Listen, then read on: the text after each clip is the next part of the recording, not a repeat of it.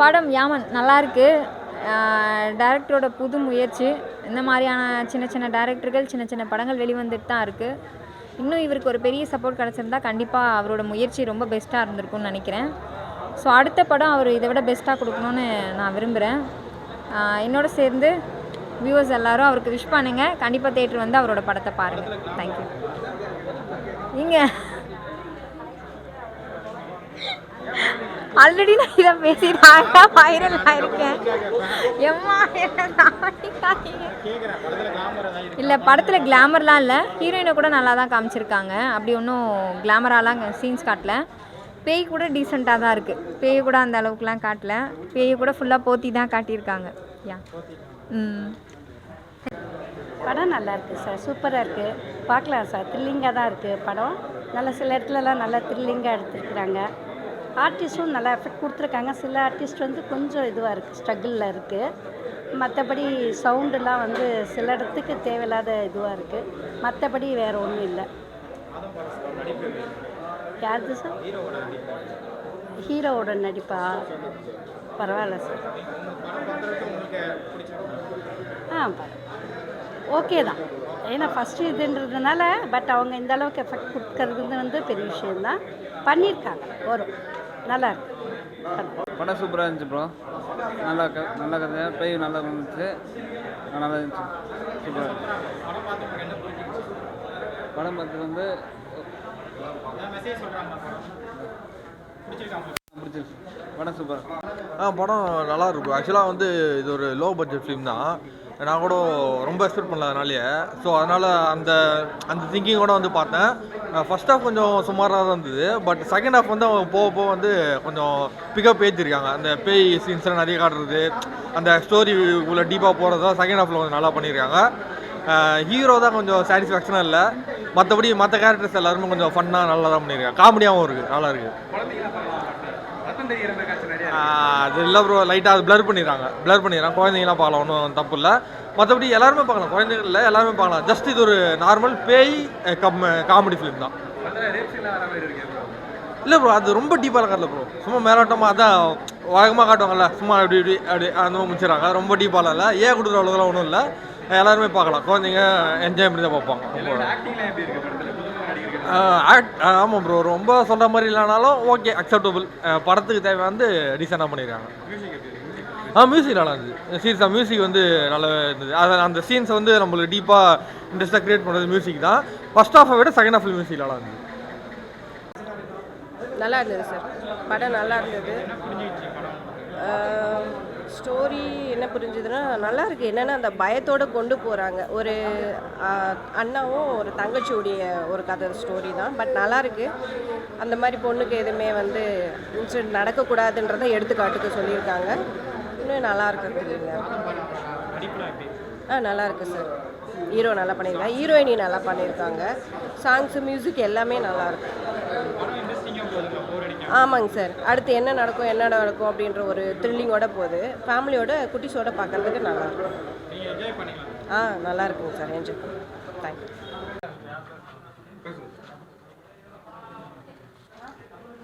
வந்திருக்கோம் மீடியா வந்து பத்திரிகையாளர் எல்லாருக்கும் வணக்கம்.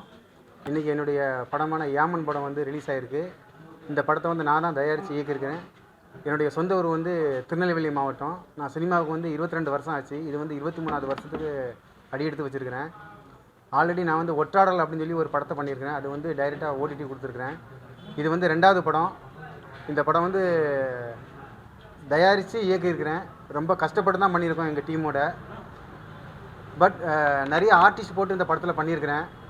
ஆனால் படம் ரிலீஸ் ஆகும் பொழுது இதில் நடித்தவங்க பெருமையான உள்ள ஆட்கள் வந்து தேட்டருக்கு வாங்க, படம் பார்க்க வாங்கன்னு சொன்னால் எனக்கு அந்த ஊருக்கு இருக்குது, இந்த ஊருக்கு இருக்குது, நான் இங்கே இல்லை, நான் சென்னையிலே கிடையாது அப்படின்னு சொல்லி அவங்க வராமல் இருக்கிறாங்க. ஸோ எந்த ஆர்டிஸ்ட்டாக இருக்கட்டும், அவங்க நடித்த படத்தில் வந்து அவங்களே வராமல் இருந்தால் அந்த படம் எப்படி ப்ரொமோஷன் ஆகும் வந்துட்டு. ஏன்னா திரைக்கு பின்னாடி ஒர்க் பண்ணவங்க டைரக்டராக இருக்கட்டும், ப்ரொடியூசராக இருக்கட்டும், கேமராமேனாக இருக்கட்டும், டெக்னிக் செட்டிங் வந்து பின்னாடி தான் இருப்பாங்க. ஸோ திரையில் யார் வராங்களோ அவங்க தான் அந்த படத்தை வந்து ப்ரொமோஷன் பண்ணுறதுக்கு வரக்கூடியவங்க இருந்துட்டு. ஆனால் இதேமாதிரி சின்ன சின்ன படத்தில் வந்து நிறைய பேர் வந்து ப்ரொமோஷனுக்கு வரவே மாட்டேன்னு சொல்கிறாங்க இருந்துட்டு. அது என்ன பிரச்சனை அப்படின்னு சொல்லி தெரியல இருந்துட்டு. அவங்க உண்மையாகவே இது வராமல் இருக்காங்களா, இல்லை இந்த படத்துக்கு நம்ம போக வேண்டாம். என்ன சார்? எல்லாருக்குமே அழைப்பு கொடுத்தாச்சு சார், எல்லாருக்குமே அழைப்பு கொடுத்தாச்சு. ஆமாங்க சார்.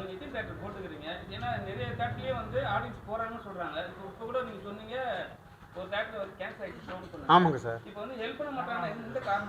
சார் இன்னைக்கு வந்து திருப்பூரில் வந்து எனக்கு ஷோ கொடுத்துருந்தாங்க சார், நேற்றே சொல்லியாச்சு சார். ஷோ வந்து இன்னைக்கு காலையில் வந்து 40 பேர் போயிருக்காங்க, 40 பேருக்கு போயிருக்காங்க இன்னைக்கு திருப்பூரில்.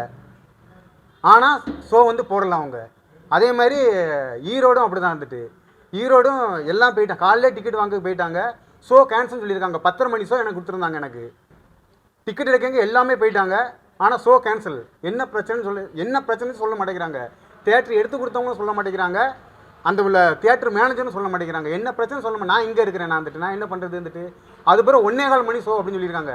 அவங்க அவ்வளோ நேரம் ஃபேமிலியோடு வந்திருக்காங்க, எல்லாருமே குழந்தை குட்டியோட வெயிட் பண்ணியிருக்காங்க, எல்லா கம்பெனியில் ஒர்க் பண்ண முடியுங்க அப்படின்னு சொல்லிட்டு. அதே மாதிரி தான் இந்த 2 இடத்துலையுமே இதே மாதிரி சொல்லியிருக்காங்க. நிறைய இடத்துல இதே மாதிரி தான் ஷோ வந்து கேன்சல் ஆகிட்டு இருக்கு. என்ன ப்ராப்ளம் இல்லை, மக்கள் பையும் அங்கே கேன்சல் ஆகுது. சின்ன படத்துக்கு தான் இப்படி இருக்குதா இல்லை பெரிய படத்துக்கு இப்படி சேர்ந்துருக்கான்னு எனக்கு தெரியல வந்துட்டு.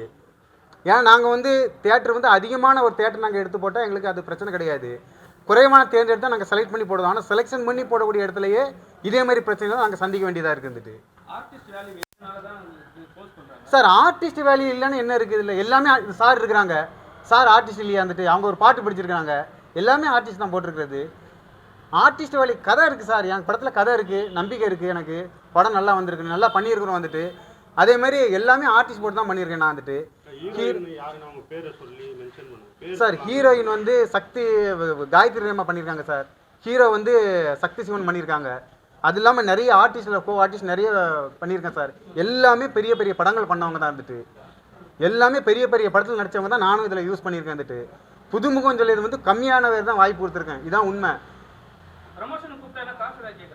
சார். காசு கேட்குறதை விட தாண்டி அவங்க காசுங்கிறது மென்ஷன் பண்ண மாட்டாங்க. அவங்க வந்து வாரேன் அப்படின்னு சொல்லிட்டு கடைசியில் வந்து கால் பண்ணால் கூட எடுக்க மாட்டேங்கிறாங்க. இதுக்கு நாங்கள் என்ன பண்ணுறது வந்துட்டு. நாங்கள் கோவிக்கவே முடியாது அவங்கள்ட்ட எதுவும். ஏன்னா எங்களுக்கு நாளைக்கு அவங்கள தேவை.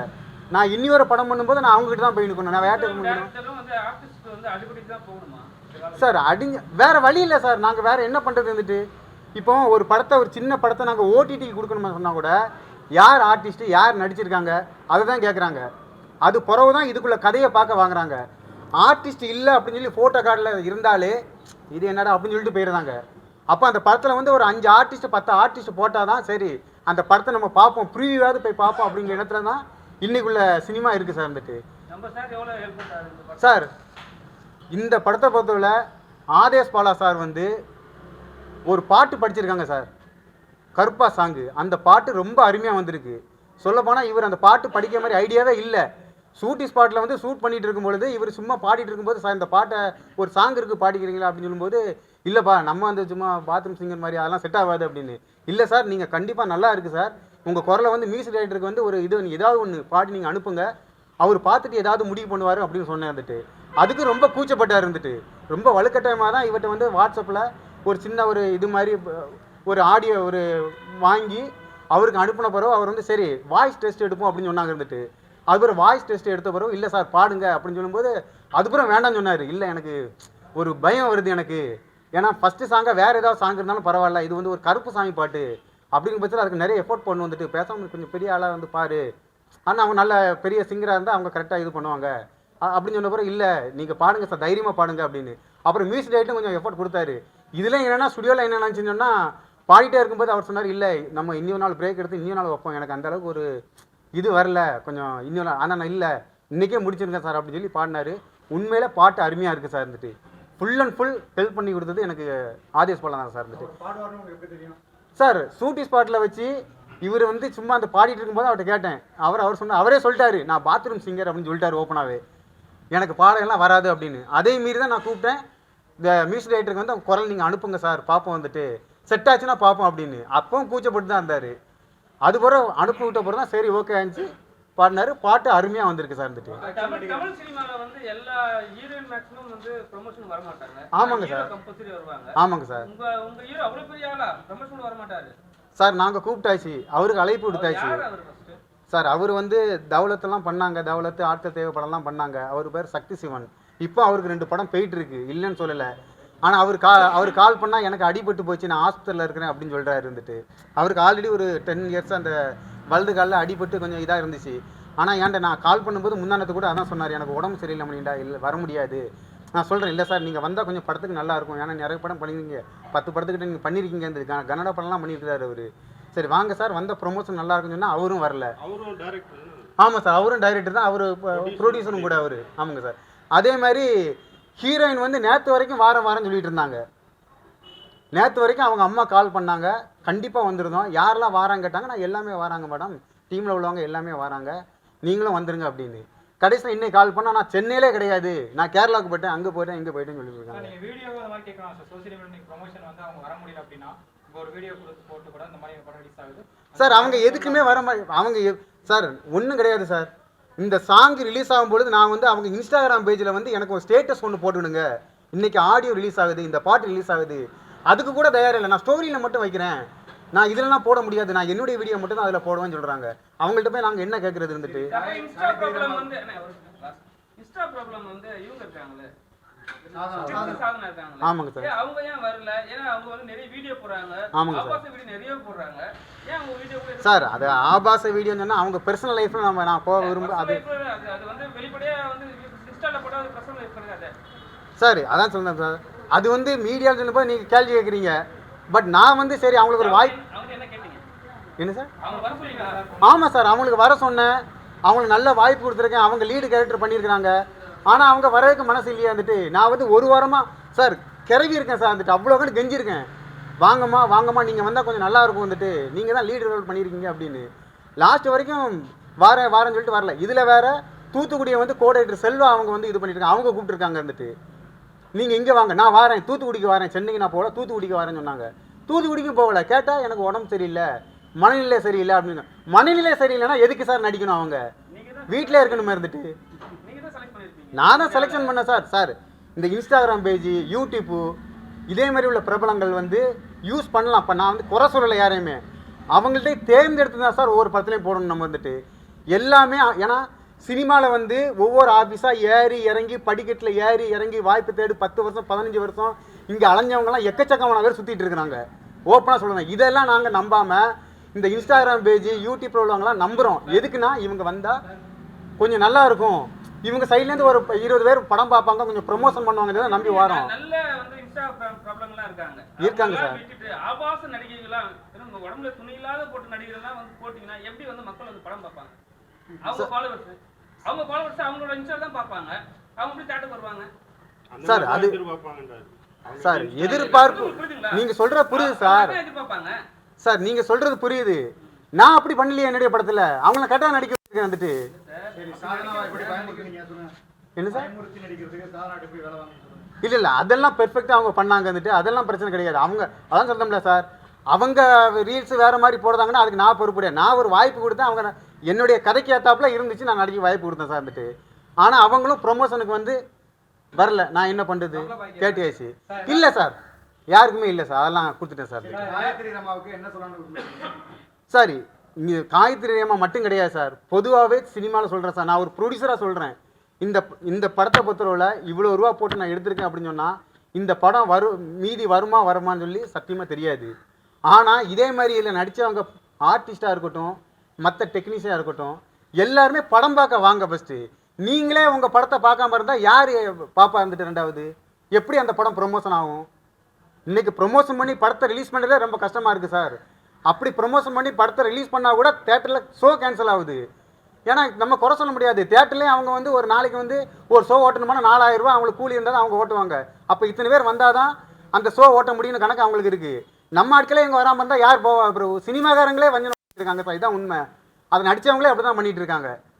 யாராக இருந்தாலும் சரி தான், நடித்தவங்க வாங்க தயவு செய்து. திருப்பி எப்போ படம் போகும் இருந்துட்டு இப்போ ஒன்றும் இல்லை சார், அடுத்து ஒரு படம் பண்ண போகிறோம் சார். இப்போ ஆதேசவெல்லாம் வந்திருக்கிறாரு, வராதவங்களுக்கு இப்போ இவங்கெல்லாம் யாருன்னே தெரியாது சார், வந்திருக்காங்க சார். இப்போ இவங்களுக்கு வாய்ப்பு கொடுப்பேன்னா நான் வேற ஒருத்தருக்கு வாய்ப்பு கொடுப்பேனா? நான் இருந்துட்டு நான் மட்டும் கிடையாது, இது எல்லாருக்குள்ள ஒரு ப்ரொடியூசர் டைரக்டராக தான் நான் பேசுகிறேன் சார். இருந்துட்டு சார் மொத்தம் வந்து ரொம்ப கம்மியாக தான் சார், நான் 25 தேட்டர் தான் சார் பிளான் பண்ண வந்துட்டு, அதில் தேட்டர் கிடைக்கிறதே ரொம்ப கஷ்டம் சார். மொத்தம் வந்து இன்னைக்கு வந்து ரிலீஸ் ஆனதே 11 படம் சார். ஃபஸ்ட்டு சொன்னது வந்து டிஸ்ட்ரிபியூஷன் சைடில் வந்து 5 படம் 6 படம் தான் ரிலீஸ் ஆகுது அப்படின்னு சொல்லியிருந்தாங்க.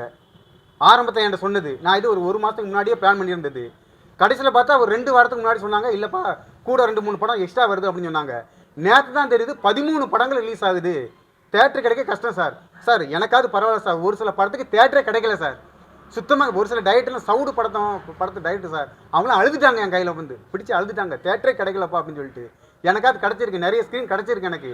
ஆனால் அவங்க கேன்சல் ஆள் போயிருக்காங்க சார் தேட்டருக்கு, ஆனால் ஸ்க்ரீன் அவங்க அலாட் பண்ணல சார். படம் நல்லா இருக்கு. வேற என்ன சார் பேசுங்க சார். இல்லை சார், நான் வந்து இது உண்மைதான் சார், அவ்வளோ கஷ்டப்பட்டுருங்க சார் படத்தில் நாங்கள். இல்லை உண்மையாக சார், நீங்கள் கரெக்டு தான். ஏன்னா ஒரு டைரக்டர் கம் ப்ரொடியூசர்னால அவர் பணத்தை போட்டு பணத்தை எடுக்கிறது உங்களுக்கு தெரியும். சின்ன படங்கள் எவ்வளோ படங்கள் வந்து பெரிய படம், சின்ன படங்கள் எவ்வளோ படங்கள் ரிலீஸ் ஆகாமல் இருக்குது தேட்டரில். அப்படிப்பட்ட நேரத்தில் வந்து இவ்வளோ கஷ்டப்பட்டு நான் இவரை முதல்ல பார்த்துட்ருக்கேன். நான் கடைசியாக கெஸ்ட்டோடு தான் பண்ணேன். இவரெல்லாம் படம் ஆல்ரெடி முடிச்சுட்டு கடைசியாக ஒரு நாள் கொஞ்சம் பண்ணி கொடுங்க அப்படின்னு சொல்லிட்டு அருள் டி சங்கர் சொன்னார்ல, அருள் டி சங்கர் சார் அவர் சொன்னார். அவர் சொல்லி வந்து நடித்தேன். அப்படி வந்து இவ்வளோ கஷ்டப்பட்டு ஒரு படத்தை போராடி தேட்டருக்கு கொண்டு வராங்க. அப்படி தேட்டருக்கு கொண்டு வந்து சில தேட்டர் வந்து ஷோ கேன்சல் ஆகுது அப்படின்னும் போது ரொம்ப கஷ்டமாக இருக்குது. எல்லாருமே பெரிய படம் நடிக்க முடியாது, எல்லாருமே பெரிய படங்கள் பண்ண முடியாது. சின்ன படங்கள் பண்ணி தான் எல்லாமே சின்ன படம் ஜெயிச்சு தான் பெரிய படங்கள் வராங்க. அப்படின்னும் போது அவருடைய ஆதங்கத்தை கொட்டியிருக்காரு. என்னை பொறுத்த வரைக்கும் நான் வந்து உங்களுக்கு எல்லாருமே தெரியும், நான் சின்ன படம் பெரிய படம் என்னையுமே நான் பார்க்கறதில்ல. நான் எந்த படம் என் படம் சொன்ன மாதிரி நம்ம குழந்தை நம்ம தான் பார்க்கணும். அதனால் நான் வந்து தேட்டருக்கு வந்து மேக்ஸிமம் வந்து என்னோடய படத்தை நான் ஃபஸ்ட்டு பார்த்துட்டேன். எல்லாருக்குமே தெரியாது. நம்ம சப்போர்ட் பண்ணுவோம், ஒரு நடிகை நான் சப்போர்ட் பண்ணி என்னால் முடிஞ்ச வரைக்கும் நான் சப்போர்ட் பண்ணியிருக்கேன். அது மாதிரி இந்த பாட்டு இதில் வந்து நான் முதல் முறையாக தமிழ் சினிமாவில் நான் முதல் முறையாக வாடா வாடா வீர கற்பான் சாங் பாடியிருக்கேன். அது வந்து நான் வளரும் நடிகர்களை நான் பாடியிருக்கேன்னு நினைக்கிறேன். ஏன்னா பெரிய நடிகர்லாம் பாடியிருக்காங்க, வளரும் நடிகர் நான் தான் பாடியிருக்கேன். காலேஜ்லேருந்து அப்போ சின்னதாக ட்ரை பண்ணி பாடி அப்புறம் ஸ்மியூல் ஆப் மூலிமா பாடி நான் இப்படி பாடும்போது அவர் அன்றைக்கி ஒரு நாள் பார்த்துட்டு ஆனால் ஒரு பாட்டு பாடுங்க அப்படின்னாரு. எனக்கு உண்மையாகவே ஏன்னா கஷ்டம். ஒரு நம்ம சினிமாவில் பிகினிங்கில் பாடும்போது வந்து அது தப்பாக தெரியாது. இவ்வளோ இப்போ நடிகன் ஆகிட்டு நம்ம பாடும்போது தப்பாக எடுப்போம்னு கொஞ்சம் சின்ன பயம் இருந்தது. அப்புறம் இவர் கொடுத்த தைரியம், அப்புறம் மியூசிக் டைரக்டர் கொடுத்த தைரியத்தை தான் அவ்வளோ பெரிய ஹை பிச் சாங் நான் பாடினேன். ஸோ அது வந்து என்னுடைய அப்பா அம்மாவுக்கு நான் டெடிகேட் பண்ணுறேன். ஏன்னா எங்கள் அப்பா அவங்க எல்லோரும் தெரியும். எங்கள் அப்பா அம்மா தான் வந்து சிவராமன், காமெடி நடிகர் சிவராமன். அவங்க இல்லாமல் நான் எந்த மேடையிலுமே நான் கிடையாது. என்னோடய அப்பா அம்மா இல்லாமல் எதுவுமே கிடையாது. இன்றைக்கு வரைக்கும் என்னோடய அம்மா வந்து 30 வருஷமாக டப்பிங் பேசிகிட்டு இருக்காங்க.